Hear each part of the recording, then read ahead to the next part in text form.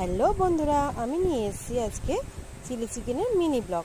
চলো শুরু করা যাক। আমি নিয়েছিলাম 500 গ্রাম মতো চিকেনটা ভালো করে ধুয়ে তার মধ্যে আমি দিয়েছিলাম আদা রসুন লঙ্কা পেস্ট, তারপরে দিয়েছিলাম ভিনিগারের জায়গায় লেবুও দেওয়া যায়। আমার কাছে যেহেতু লেবু ছিল না তাই আমি ভিনিগার দিয়েছিলাম।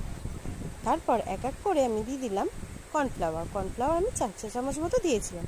তারপরে নিলাম 2 চা চামচ মতো ময়দার পর দিয়েছিলাম 2 চামচ মতো গোলমরিচ গুঁড়ো, তারপরে দিয়েছিলাম 1 চা চামচ মতো লঙ্কার গুঁড়ো, তারপর পরিমাণ মতো একটু নুন দিয়ে লাস্টে একটা ডিম ফাটিয়ে সেটাকে ভালো করে মিক্স করছিলাম।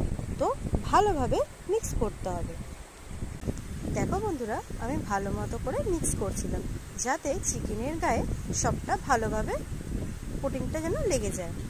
মিক্স করা হয়ে গেছে। এবার আমি এটাকে 15 থেকে 20 মিনিট ঢেকে রেখে দেবো। তারপর একটা কড়াইতে আমি তেলটা গরম করে নেব। গরম করে নিয়ে তার মধ্যে একটা একটা করে ভালো করে ভেজে নেব। কম আঁচে ভাজতে হবে, বেশি আঁচে ভাজলে পুড়ে যাবে। তো দেখো আমি ভেজে নিয়েছি। আমার বরমশাই অনেকক্ষণ থেকে চাইছে, অনেকবার ঘুরেও গেছে। তো আমি তাকে দিয়ে আসলাম, বললাম খাও, দেখো কেমন হয়েছে। তো খেয়ে বললো যে ভালোই হয়েছে।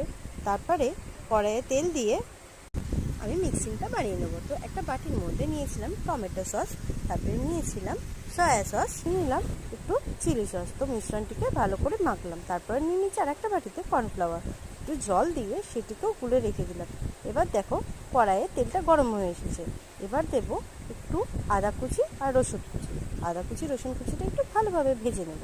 ভেজে নেওয়ার পর ওর মধ্যে দিয়ে দেবো আগের থেকে কেটে রাখা পেঁয়াজ আর ক্যাপসিকাম। তো পেঁয়াজটা আমি আগে দিয়ে দেব। পেঁয়াজগুলো আগে দিয়ে দিলাম এক এক করে। তারপরে দেব ক্যাপসিকামটা দিয়ে দিয়েছি। দিয়ে দেওয়ার পর ভালো করে নাড়তে হবে। তো একটু লাল লাল করে ভেজে নিতে হবে। তো আমি গ্যাসের ফ্লেমটা একটু বাড়িয়ে দিয়েছিলাম যাতে লাল লাল করে ভেজে নিতে পারি। তো ওইদিকে ভাজা হচ্ছে আর ওইদিকে আমার বরমশাই বলছে আর একটা হলে ভালো হয়। তো তাকে আরও দুটো দেওয়া হলো, দিলাম। দেওয়ার পর এটা ভালো করে ভেজে নিয়ে ভাজতে ভাজতে হালকা লাল হয়ে এসছে। এরপর আমি দিয়ে দেবো যেটা মিক্স করে রেখেছিলাম সেই কেচাপটা দিয়ে দিলাম। কেচাপটা দেওয়ার পর কর্নফ্লাওয়ারটাও দিয়ে দেবো। কর্নফ্লাওয়ারটা দেওয়ার পর ভালো করে মিক্সড করতে হবে। তো আমি ভালোভাবে মিক্স করছিলাম। মিক্সড করার পর তার মধ্যে আমি হালকা পরিমাণ একটু জল দিয়ে দিয়েছিলাম। জল দেওয়ার পর তার মধ্যে দিয়ে দিয়েছিলাম পরিমাণ মতো একটু চিনি আর একটুখানি নুন।